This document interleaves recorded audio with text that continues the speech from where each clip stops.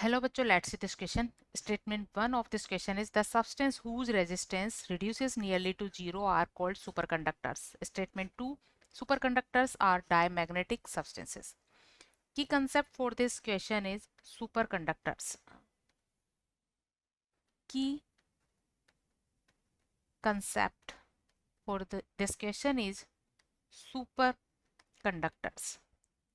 Superconductors ऐसे substance होते हैं जिनके लिए रेजिस्टेंस, जिसे हम आर से रिप्रेजेंट कर रहे हैं, नियरली जीरो होता है और इस कंडीशन में हीट लॉस भी नियरली जीरो होता है।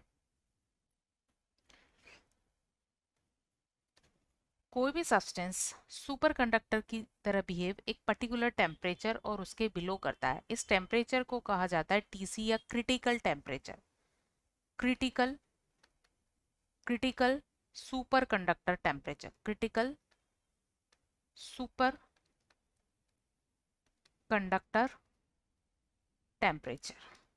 और इस टेम्परेचर और इससे बिलो वो सब्सटेंस एक सुपर कंडक्टर की तरह बिहेव करता है। So this is the minimum temperature, the minimum temperature below it, the minimum temperature below it a substance behave as a superconductor. A substance behaves as superconductor और superconductor से हम current का flow without heat loss के करवा सकते हैं।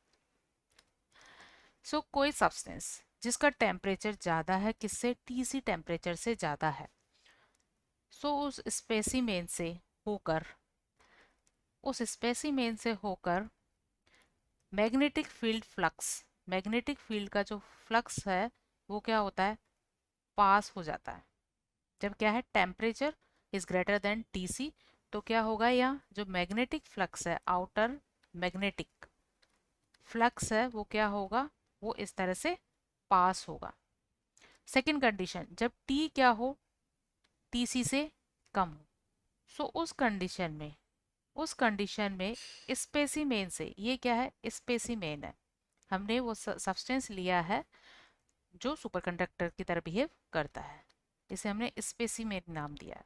ठीक है, तो इस स्पेसिमेन से होकर फ्लक्स पास नहीं होता, इस तरह से बाहर से निकल जाता है,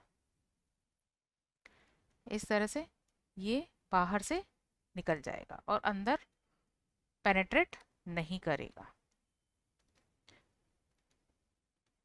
तो इस कंडीशन में ये पूरी तरह से क्या हो जाता है, डायमैग्नेटिक हो जाता है, डायमैग्नेटिक हो जाता है। और डायमैग्नेटिक होने का मतलब क्या है कि ये एक्सटर्नल मैग्नेटिक फील्ड को रिपेल करता है, रिपेल्स एक्सटर्नल मैग्नेटिक फील्ड को रिपेल करता है। इस कंडीशन में कैसा है, ये पैरामैग्नेटिक है क्योंकि ये एक्सटर्नल मैग्नेटिक फील्ड को अपने में से पास होने देता है। इट मीन्स ये अट्रैक्ट करता है, अट्रैक्ट्स एक्सटर्नल मैग्नेटिक फील्ड को ये अट्रैक्ट करता है।